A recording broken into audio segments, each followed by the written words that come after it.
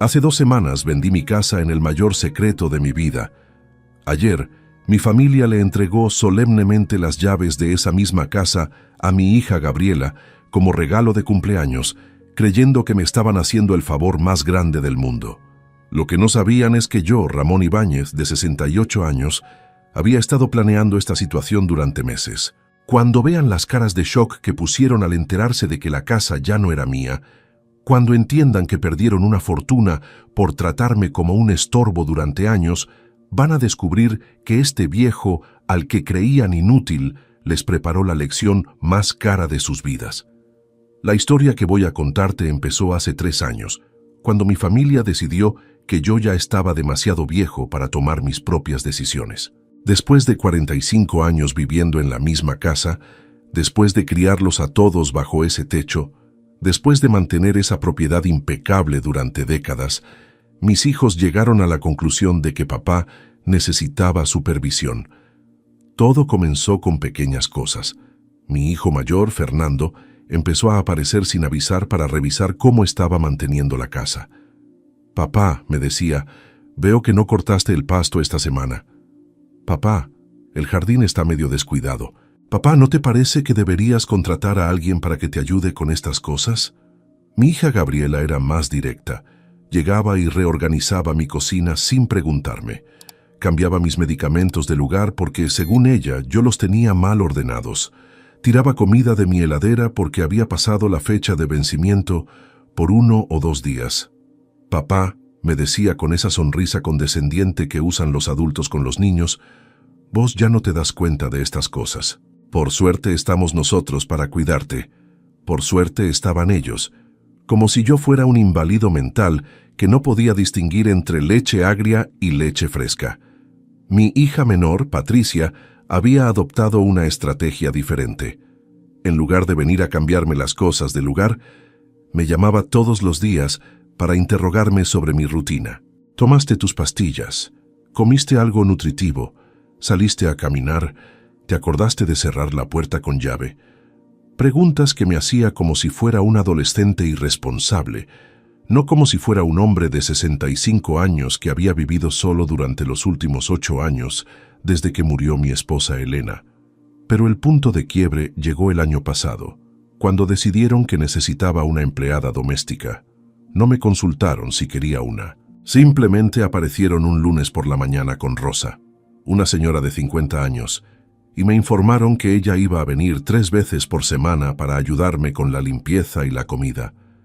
«Papá», me dijo Fernando, «entendé que es por tu bien. Rosa va a cocinar comida sana para vos, va a mantener la casa limpia y va a estar atenta por si necesitas algo». Yo no quería una empleada doméstica. Me gustaba cocinar mi propia comida, limpiar mi propia casa, mantener mi rutina personal.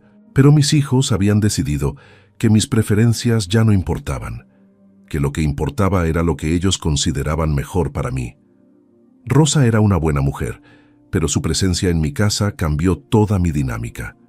Ya no podía desayunar en ropa interior leyendo el diario tranquilo. Ya no podía dejar los platos para lavar más tarde si tenía ganas de ver televisión. Ya no podía comer un sándwich de fiambre para la cena si no tenía ganas de cocinar. Rosa había recibido instrucciones precisas de mis hijos sobre cómo debía cuidarme. Tenía que asegurarse de que comiera verduras en cada comida, de que tomara mis vitaminas, de que no me quedara despierto muy tarde viendo televisión. Era como tener una niñera a los 66 años, pero lo que realmente me molestó fue descubrir que Rosa les reportaba a mis hijos sobre todo lo que yo hacía. Un día escuché cuando le decía a Gabriela por teléfono: «Su papá ayer se comió una hamburguesa en lugar del pollo que le había preparado, y anoche se quedó despierto hasta las 12 viendo una película. Me estaban espiando en mi propia casa». Cuando les reclamé por esto, Fernando me dijo que era normal que Rosa les contara cómo estaba yo, que ellos necesitaban saber si yo estaba bien, si estaba siguiendo una rutina saludable, si no estaba haciendo nada peligroso. «¿Peligroso como qué?», les pregunté. «Como quedarte dormido con la hornalla prendida», me respondió Gabriela. «Como olvidarte de cerrar la puerta, como tomar mal tus medicamentos, cosas que yo nunca había hecho, cosas que ellos se habían imaginado que podía llegar a hacer porque en su cabeza yo ya era un viejo chocho que no podía cuidarse solo. El año pasado la situación se intensificó cuando decidieron que necesitaba que alguien manejara mis finanzas. Patricia apareció un día con un contador y me dijeron que era mejor que yo les diera acceso a mis cuentas bancarias para que ellos pudieran ayudarme a administrar mejor mi dinero. «Papá», me dijo Patricia, «vos ya cobrás la jubilación y no tenés gastos grandes. Nosotros te podemos ayudar a organizar mejor tus ahorros, a invertirlos de manera inteligente para que tengas más dinero disponible». Yo les dije que no necesitaba ayuda con mis finanzas, que había manejado dinero toda mi vida sin problemas, que sabía perfectamente cuánto tenía en el banco y en qué lo gastaba. Pero ellos insistieron. Me bombardearon durante semanas con argumentos sobre lo complicado que se había vuelto el sistema bancario, sobre las estafas telefónicas a jubilados, sobre la importancia de tener un plan financiero profesional.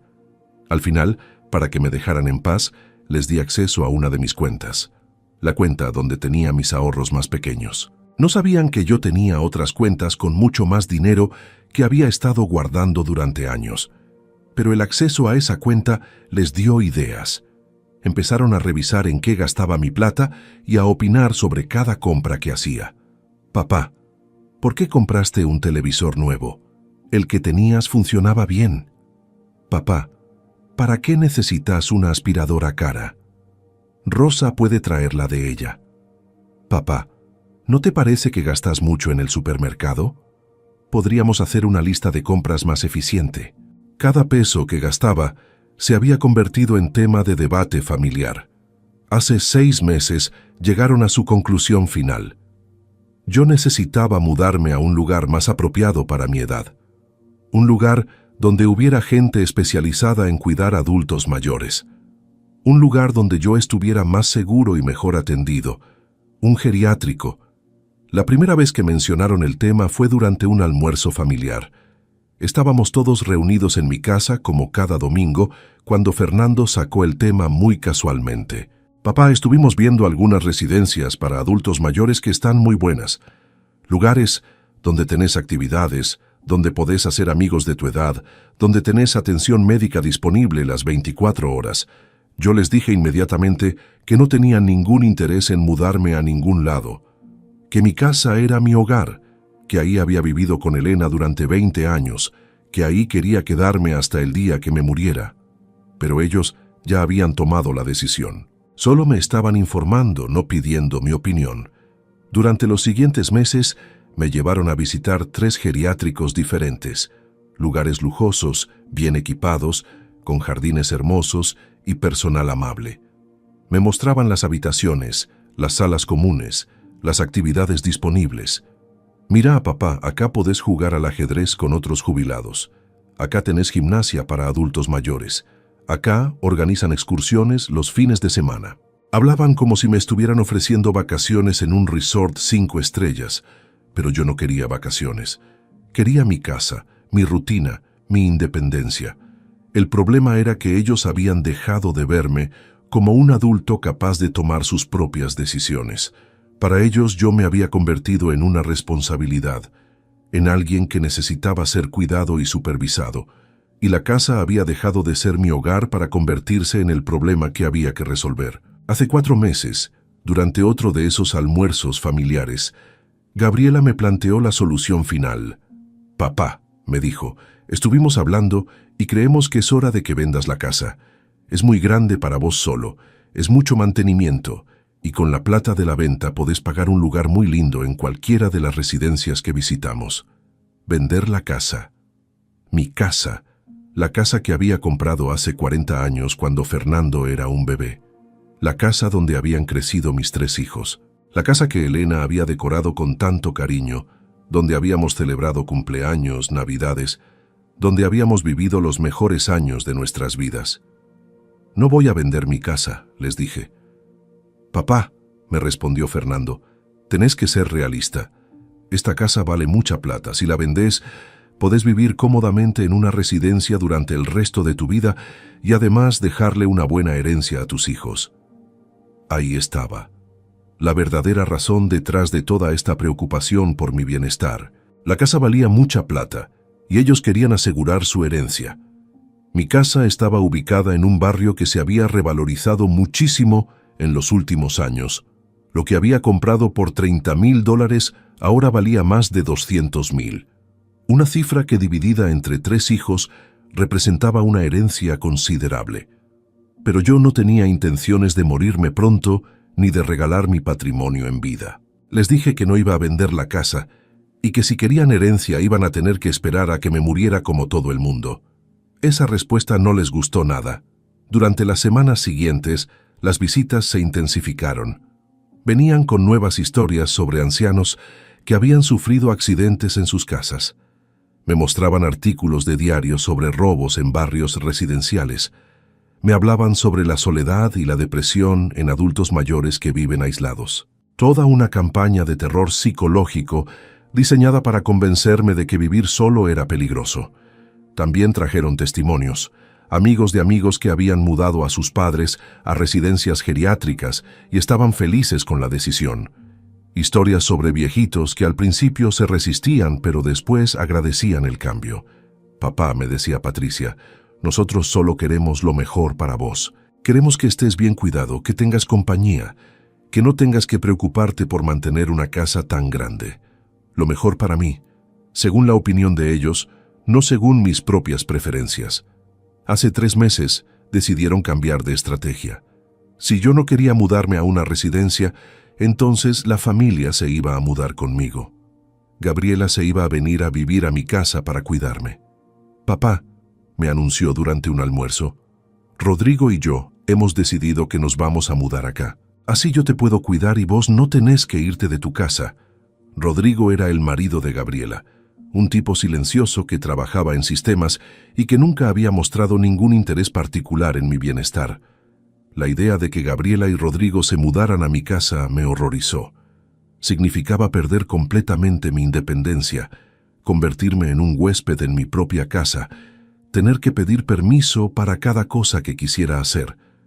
Les dije que no necesitaba que nadie se mudara conmigo, que estaba perfectamente bien viviendo solo, que tenía a Rosa para ayudarme con la limpieza y que si necesitaba algo más podía contratarlo. Pero Gabriela ya había tomado la decisión. Me informó que iban a poner en venta su departamento y que en 2 meses se mudaban conmigo. «Papá», me dijo, «va a ser lindo. Vas a tener compañía todo el tiempo, vas a poder conocer mejor a Rodrigo y yo me voy a quedar más tranquila sabiendo que estás bien cuidado». Bien cuidado. Otra vez esa expresión que me ponía los pelos de punta. Esa noche, solo en mi casa, pensando en la perspectiva de perder mi privacidad para siempre, tomé una decisión que iba a cambiar todo. Si mis hijos estaban tan preocupados por la casa, si tanto querían controlar lo que pasaba con mi propiedad, si estaban dispuestos a mudarme a la fuerza para quedarse con mi patrimonio, entonces yo les iba a dar una lección que nunca iban a olvidar. Iba a vender la casa en secreto. Escucha esta historia hasta el final, y vas a entender por qué a veces los padres tienen que enseñarles a los hijos adultos que subestimar a los mayores puede ser el error más caro de sus vidas.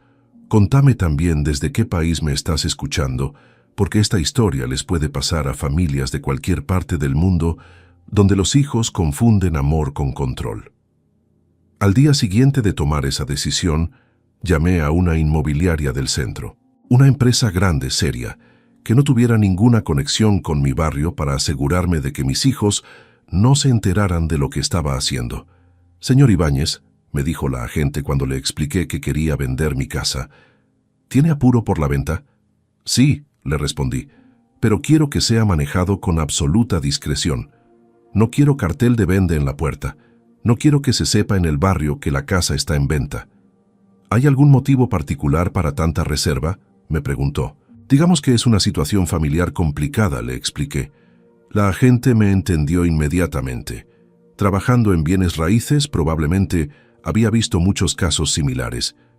«No se preocupe, don Ramón. Podemos manejar la venta de manera completamente confidencial. Vamos a mostrar la propiedad solo con cita previa y a compradores preaprobados financieramente». «Perfecto. Esa misma tarde vino a tasar la casa. Me confirmó lo que ya sabía. La propiedad valía mucho más de lo que había pagado por ella. Me dio una estimación de $230,000, una cifra que me confirmó por qué mis hijos estaban tan interesados en mi bienestar habitacional. Don Ramón, me dijo la agente, con el mercado actual podemos conseguir un comprador en menos de un mes. Su casa está en excelentes condiciones y en una zona muy cotizada. Menos de un mes. Perfecto. Eso significaba que podía cerrar la venta antes de que Gabriela y Rodrigo se mudaran conmigo. Durante las siguientes semanas, tuve que actuar como el mejor actor del mundo. Seguí participando en los almuerzos familiares donde mis hijos discutían mi futuro como si yo no estuviera presente. Seguí escuchando pacientemente mientras me explicaban por qué mudarme era lo mejor para mi salud y mi seguridad. Gabriela venía regularmente a medir espacios y planificar cómo iba a reorganizar la casa cuando se mudara. Hablaba sobre qué muebles iba a traer, qué habitación iba a usar como oficina para Rodrigo, cómo iba a rediseñar el jardín. Rodrigo, que hasta ese momento había sido un virtual desconocido para mí, empezó a aparecer con planes detallados sobre mejoras tecnológicas que quería hacer en la casa. Internet más rápido, sistema de seguridad moderno, automatización de luces y calefacción. Hablaban sobre mi casa como si ya fuera de ellos. Mientras tanto, la agente inmobiliaria me informaba sobre el progreso de la venta. Habían aparecido varios compradores interesados, una familia joven con 2 hijos que buscaba una casa en ese barrio específicamente. A las 2 semanas de poner la casa en venta, recibí una oferta de $225,000. 5,000 menos que la tasación inicial, pero una oferta sólida de compradores que tenían financiamiento preaprobado y querían cerrar rápido. Acepté inmediatamente. Firmamos el contrato de venta con fecha de cierre para 2 semanas después. Los compradores pagaron una seña importante y yo me comprometí a entregar la propiedad libre de ocupantes y en las mismas condiciones en que la habían visitado. Todo el proceso se manejó con la discreción que había pedido. Los compradores venían a visitar cuando mis hijos no estaban. La documentación se preparó sin que nadie en el barrio se enterara, y el dinero se depositó en una cuenta bancaria que mis hijos no conocían. Durante esas 2 semanas de trámites, la situación en casa se volvió cada vez más intensa. Gabriela había puesto efectivamente su departamento en venta y tenía compradores serios. Me mostraba fotos de las cajas donde estaba guardando sus cosas. Me contaba sobre los muebles que había vendido porque no entraban en mi casa. «Papá», me decía con entusiasmo, «en 3 semanas ya estamos viviendo juntos. Va a ser como en los viejos tiempos cuando yo era chica. Los viejos tiempos. Cuando ella era chica y yo tomaba todas las decisiones importantes de la familia. Ahora la situación se había invertido. Ella iba a tomar las decisiones y yo iba a ser el niño obediente. Fernando también había empezado a hacer cambios en su vida pensando en la nueva situación. Me contó que había hablado con su jefe sobre trabajar desde casa algunas horas por semana para poder venir a ayudar con mi cuidado. Patricia había conseguido los folletos de varios centros de día para adultos mayores, lugares donde podía ir durante las mañanas a hacer actividades mientras Gabriela trabajaba. Toda la familia se estaba reorganizando alrededor de la premisa de que yo iba a quedarme en mi casa bajo su supervisión permanente. El día antes de cerrar la venta, Gabriela trajo las primeras cajas de mudanza. Las puso en el garage y me dijo que el fin de semana siguiente iba a empezar a traer sus muebles. «Papá», me dijo, «preparé una sorpresa para vos. Para celebrar que nos mudamos juntos, organicé una cena familiar grande este sábado. Vienen Fernando con Ana y los chicos, Patricia con Marcelo, y vamos a brindar por esta nueva etapa de nuestras vidas. Esta nueva etapa, como si fuera algo que habíamos decidido juntos, no algo que habían impuesto sobre mí». El viernes por la mañana fui a la escribanía y firmé los papeles definitivos de venta. Recibí un cheque por $225,000 y entregué las llaves de mi casa a sus nuevos dueños. La familia que compró la casa era encantadora. Los padres, Sebastián y Laura, Tenían 2 hijas de 10 y 12 años. Habían estado buscando una casa en ese barrio durante 2 años porque querían que sus hijas fueran a la escuela del barrio. «Don Ramón», me dijo Laura mientras firmábamos los papeles, «muchas gracias por vendernos su casa. Es exactamente lo que estábamos buscando para nuestra familia». «Se la van a cuidar muy bien», le respondí. «Es una casa donde se vivieron muchos años felices. Espero que ustedes también sean felices ahí». Cuando salí de la escribanía, me senté en un banco de la plaza que estaba enfrente y me quedé ahí un momento procesando lo que acababa de hacer. Había vendido la casa donde había vivido 40 años, la casa donde habían nacido mis 3 hijos, donde había cuidado a Elena durante su enfermedad, donde habíamos celebrado tantos momentos importantes de nuestras vidas. Pero también había tomado control de mi vida. Había impedido que mis hijos me trataran como un incapaz. Había demostrado que a los 68 años todavía podía tomar decisiones importantes sin necesidad de supervisión familiar. Esa tarde llamé a un hotel del centro y reservé una habitación por una semana. Necesitaba tiempo para decidir qué iba a hacer después, dónde iba a vivir, cómo iba a organizar mi nueva vida. Pero antes de mudarme al hotel, tenía que enfrentar la cena familiar del sábado. Tenía que ver las caras de mis hijos cuando se enteraran de lo que había hecho. El sábado por la tarde, mis 3 hijos llegaron a mi casa cargados de comida, bebidas y regalos. Gabriela había preparado una cena elaborada para celebrar su mudanza. Fernando había traído champán francés para brindar por la nueva etapa familiar. Patricia llegó con una torta que había mandado a hacer especialmente para la ocasión. Tenía una decoración que decía «Bienvenidos al hogar de los Ibáñez». Los nietos corrían por el jardín, emocionados por la perspectiva de ver más seguido al abuelo. Ana, la esposa de Fernando, me trajo flores para decorar la casa en honor a la llegada de Gabriela. Todo el mundo estaba de excelente humor, celebrando una decisión que yo nunca había tomado. Durante la cena, Gabriela me presentó oficialmente las llaves de su departamento. «Papá», me dijo con lágrimas en los ojos, «estas son las llaves de nuestro viejo hogar. Las entrego simbólicamente para darte las gracias por abrirnos las puertas de tu casa. Prometo cuidarte con el mismo amor con que vos me cuidaste cuando era chica». Aplausos de toda la familia, brindis emocionados, abrazos y lágrimas de felicidad. Fernando se levantó para hacer un discurso. «Papá», dijo, «queremos agradecerte por aceptar que Gabriela se mude acá. Sabemos que no fue fácil para vos tomar esta decisión, pero queremos que sepas que todos estamos comprometidos a hacer que esta nueva situación funcione perfectamente». Más aplausos, más brindis. Patricia también quiso decir unas palabras.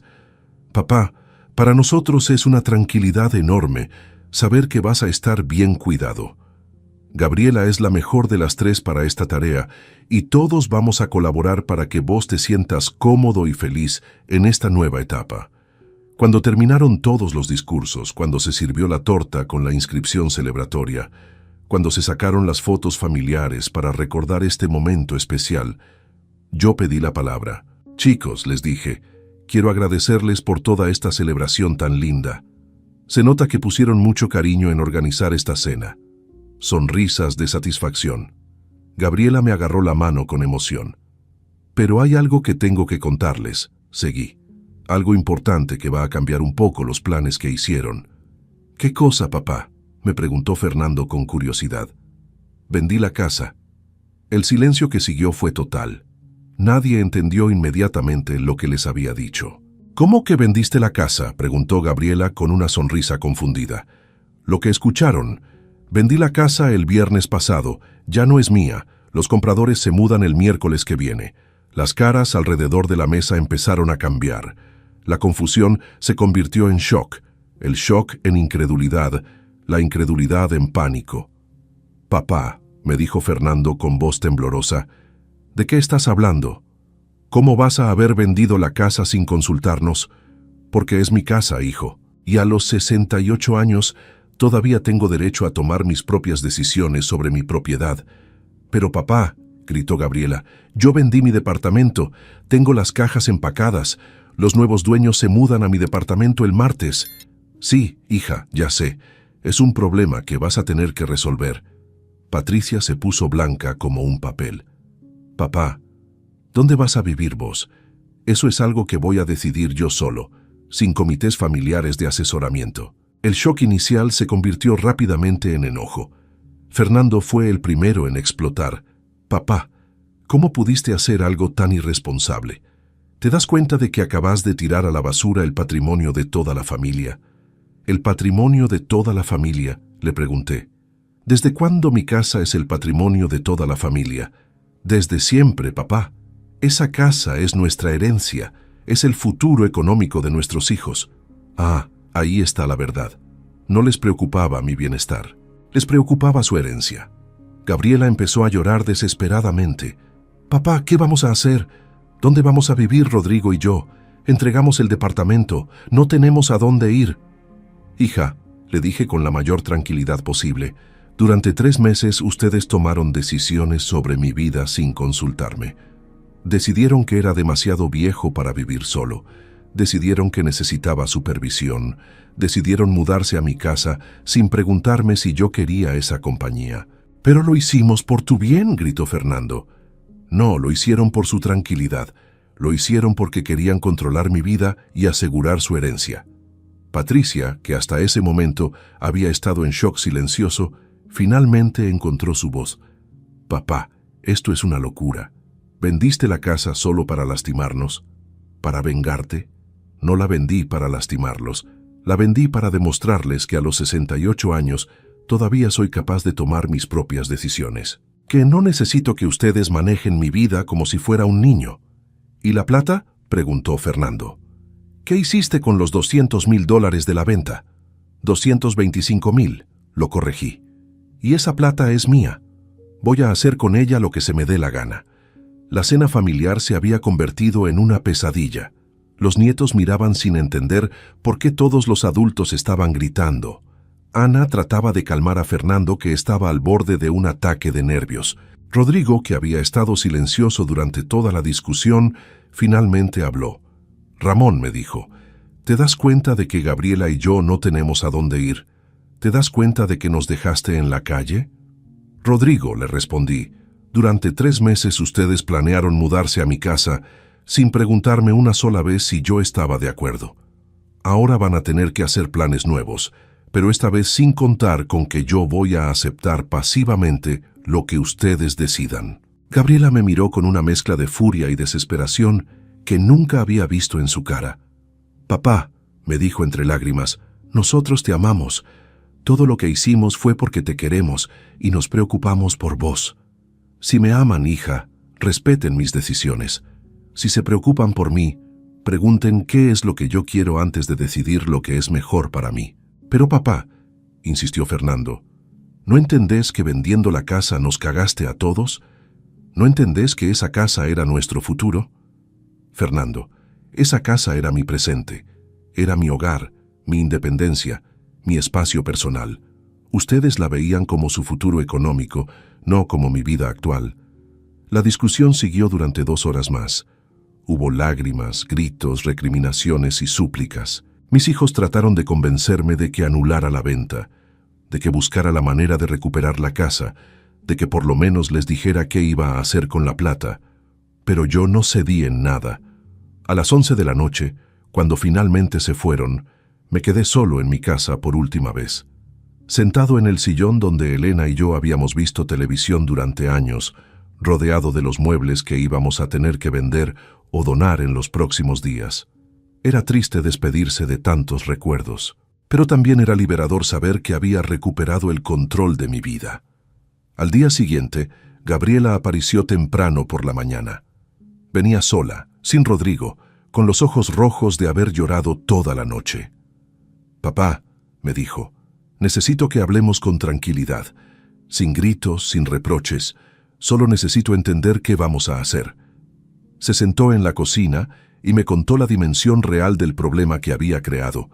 Ella y Rodrigo habían vendido efectivamente su departamento. Los nuevos dueños tenían la financiación aprobada y la fecha de escritura fijada para el martes siguiente.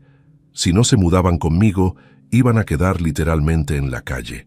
«Papá», me dijo, «entiendo que estés enojado con nosotros. Entiendo que te hayas sentido presionado y que hayas querido demostrar tu independencia. Pero por favor, ayúdanos a resolver esta situación». «¿Cómo querés que los ayude?», le pregunté. «Préstanos plata para alquilar un departamento temporario, hasta que consigamos algo definitivo. O vendé la casa a un precio más alto y comprá una casa más chica donde podamos vivir todos».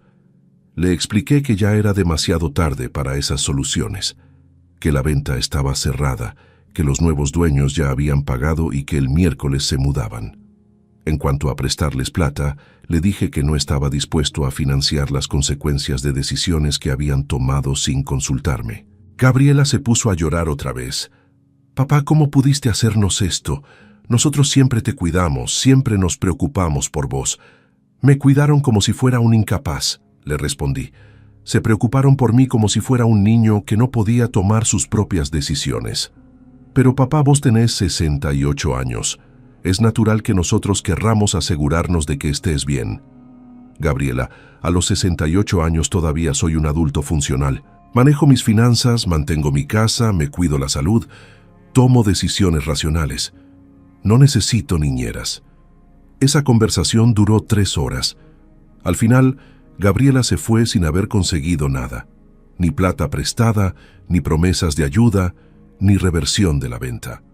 Durante los siguientes días, mis 3 hijos se turnaron para venir a pedirme que reconsiderara mi decisión. Fernando me ofreció administrar el dinero de la venta de manera que me rindiera más intereses. Patricia me propuso buscar juntos una casa nueva donde todos pudiéramos vivir cómodamente. Pero yo ya había tomado mi decisión sobre mi futuro, y esa decisión no los incluía a ellos como supervisores de mi vida. El miércoles por la mañana, mientras Sebastián y Laura se mudaban a mi ex casa con sus hijas y sus muebles, yo me mudé a un departamento de 2 ambientes que había alquilado en el centro de la ciudad. Un lugar pequeño pero cómodo, cerca de bibliotecas, cines, cafés, donde podía caminar a todos lados sin depender de nadie para movilizarme. Con parte del dinero de la venta de la casa, compré todo lo que necesitaba para mi nuevo hogar. Muebles nuevos, electrodomésticos nuevos, ropa nueva. Todo elegido por mí, según mis gustos, sin comités familiares de asesoramiento.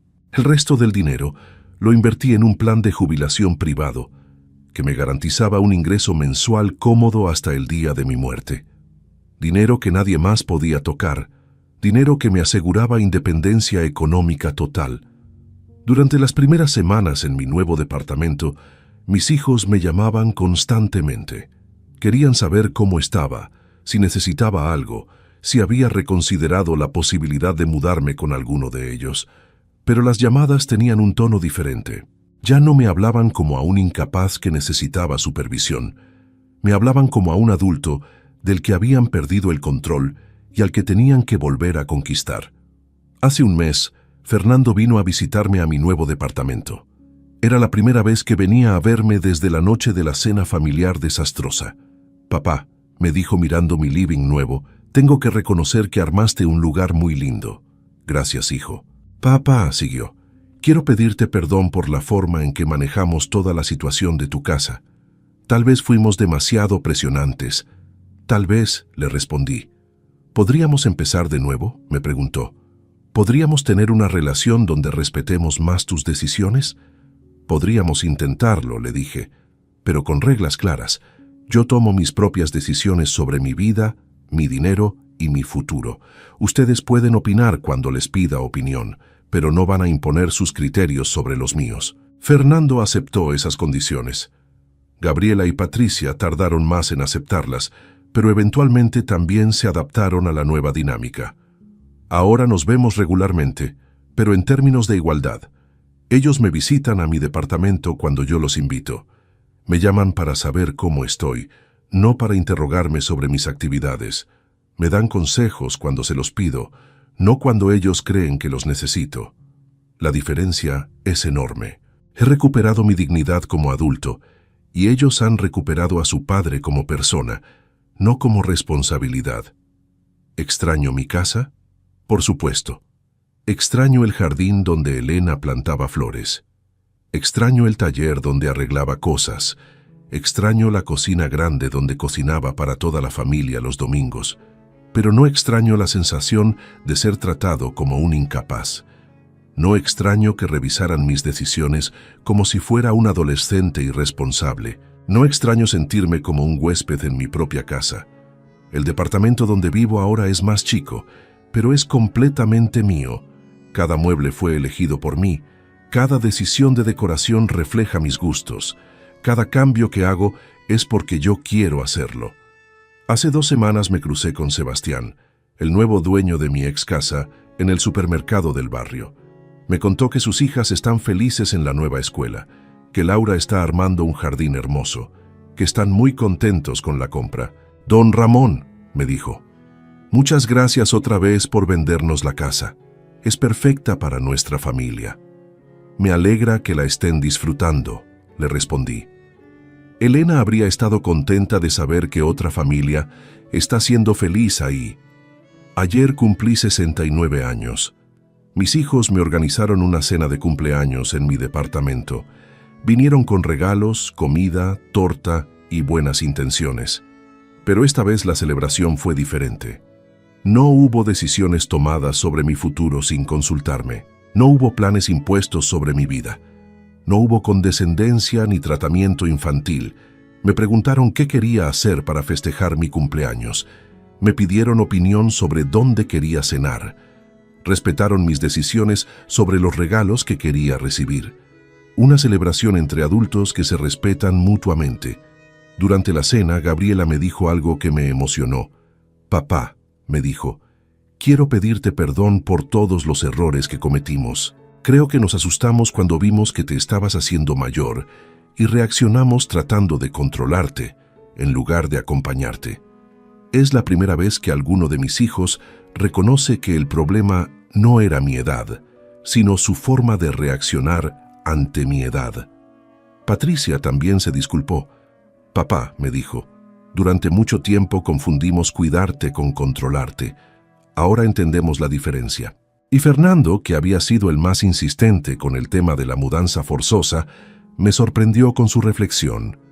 «Papá», me dijo, «vendiendo la casa nos diste la lección más cara de nuestras vidas, pero también la más necesaria. Nos enseñaste que respetar a los padres significa respetar sus decisiones, no imponer las nuestras. Lecciones caras pero necesarias. Exactamente lo que había sido mi intención». Si esta historia te hizo reflexionar sobre cómo tratas a los adultos mayores en tu familia, si te hizo pensar en esa tendencia que tenemos todos de infantilizar a nuestros padres cuando empiezan a envejecer, entonces compartir mi experiencia valió la pena. Porque envejecer no significa volverse incapaz. Cumplir 70 años no te convierte automáticamente en un niño que necesita supervisión. Tener hijos adultos no te obliga a renunciar a tu autonomía para darles tranquilidad. Los adultos mayores tienen derecho a tomar sus propias decisiones, aunque esas decisiones no les gusten a sus familias. Tienen derecho a vivir como quieren, donde quieren, con quien quieren, mientras sean capaces de hacerlo. Y cuando ya no sean capaces, tienen derecho a participar en las decisiones sobre su futuro, no a que otros decidan por ellos. Mi historia terminó bien porque tuve los recursos económicos y la fortaleza emocional para plantarme ante mis hijos. Pero hay miles de adultos mayores que no tienen esa suerte, que se ven forzados a aceptar decisiones que otros toman sobre sus vidas, que pierden su independencia no porque ya no puedan cuidarse, sino porque sus familias creen que ya no pueden hacerlo. Para esos adultos mayores va mi mensaje. Nunca es demasiado tarde para reclamar respeto. Nunca es demasiado tarde para poner límites. Y nunca es demasiado tarde para demostrarle a tu familia que subestimar tu capacidad puede ser un error muy costoso. Cuéntame qué te pareció mi historia. Contame si vos también has vivido situaciones similares con padres o abuelos que fueron tratados como incapaces cuando todavía podían tomar sus propias decisiones. Y decime desde qué país me estás escuchando. porque quiero saber cuánta gente en el mundo entiende la importancia de respetar la autonomía de los adultos mayores. Al final del día, lo que todos queremos, sin importar la edad que tengamos, es que respeten nuestras decisiones y valoren nuestra capacidad. Yo tuve que vender mi casa y cambiar mi vida completamente para conseguir ese respeto. Ojalá otras familias aprendan de mi experiencia y encuentren formas menos drásticas de comunicarse sobre estos temas, porque el amor verdadero hacia los padres mayores no se demuestra controlando sus vidas, se demuestra acompañando sus decisiones y respetando su autonomía hasta el último día que puedan ejercerla. Hay algo más que quiero contarte sobre mi nueva vida, algo que mis hijos descubrieron hace poco y que los sorprendió tanto como la venta de la casa. Algo que me confirmó que había tomado la decisión correcta al recuperar mi independencia. Hace 3 meses conocí a Esperanza, una mujer de 65 años, viuda como yo, que vive en el mismo edificio donde me mudé. Nos conocimos en el ascensor y empezamos a charlar sobre nuestras vidas. Resultó que ella también había tenido problemas con hijos adultos que querían controlar demasiado su vida después de que enviudó. Esperanza me contó que sus hijos habían tratado de convencerla de mudarse a una residencia geriátrica después de que se cayó una vez en su departamento. Querían vender su departamento y usar la plata para pagarle un lugar en una residencia de lujo, pero ella se resistió. Les dijo que una caída no la convertía en una inválida y que prefería vivir sola con el riesgo de caerse otra vez antes que vivir supervisada sin riesgos. Sus hijos se enojaron con esa decisión, igual que los míos se habían enojado con la venta de mi casa. Pero Esperanza se mantuvo firme y ahora vive tranquila en su departamento, con la tranquilidad de haber puesto límites claros. Esperanza y yo empezamos a encontrarnos para tomar café por las tardes. Después empezamos a ir juntos al cine los fines de semana. Poco a poco se desarrolló una amistad hermosa entre 2 personas que habían pasado por experiencias similares de lucha por su autonomía. El mes pasado, cuando Gabriela vino a visitarme, se encontró con Esperanza en la portería del edificio. Hablaron unos minutos y después Gabriela subió a mi departamento con una expresión muy particular en la cara. «Papá», me dijo, «conocí a tu vecina Esperanza. Parece una mujer muy interesante». «Sí, es una gran persona», le respondí. ¿Son amigos? Sí, somos buenos amigos. Gabriela se quedó callada por un momento y después me preguntó algo que no esperaba. Papá, ¿te gusta Esperanza? La pregunta me tomó por sorpresa, no porque no hubiera pensado en esa posibilidad, sino porque nunca había imaginado que mis hijos pudieran aceptar la idea de que yo tuviera una relación romántica a mi edad. Me gusta mucho como persona, le respondí. Es inteligente, divertida, comprensiva.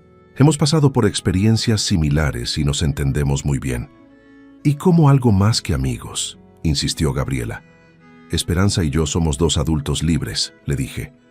Si decidimos que queremos ser algo más que amigos, es una decisión que vamos a tomar nosotros, no un comité familiar. Esperaba que Gabriela reaccionara mal, que me dijera que era muy pronto después de la muerte de Elena, que a mi edad era ridículo pensar en romance, que tenía que ser más cuidadoso con las intenciones de las mujeres que se acercaban a hombres viudos con dinero.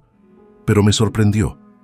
Papá, me dijo, si Esperanza te hace feliz, me parece perfecto. Te mereces tener compañía, te mereces ser feliz. Esa respuesta me demostró que mis hijos realmente habían aprendido la lección, que habían entendido que respetar mis decisiones significaba respetar todas mis decisiones, incluso las que podrían parecerles extrañas o inapropiadas. La semana pasada invité a Esperanza a cenar con toda mi familia.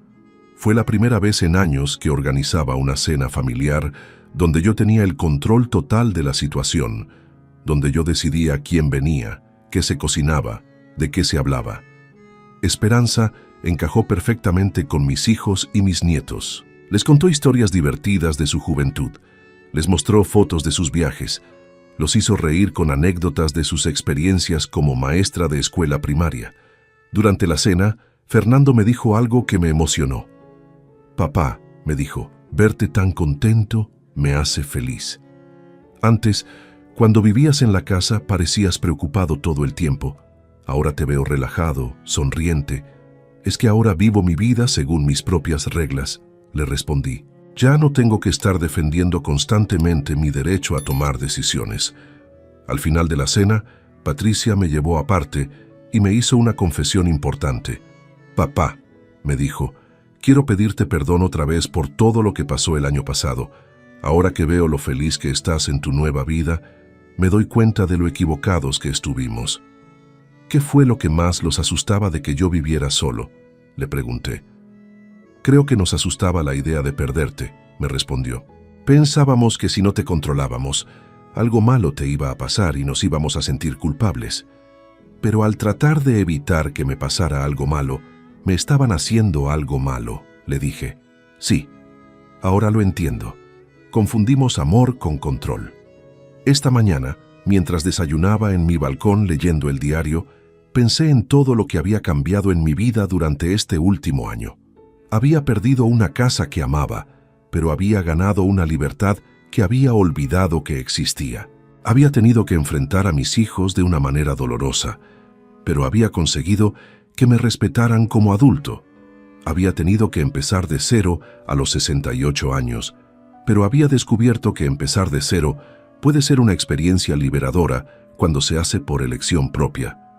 Y lo más importante, había conocido a Esperanza, una compañera que entiende el valor de la independencia y que comparte conmigo esta nueva etapa de mi vida sin tratar de cambiarme o controlarme.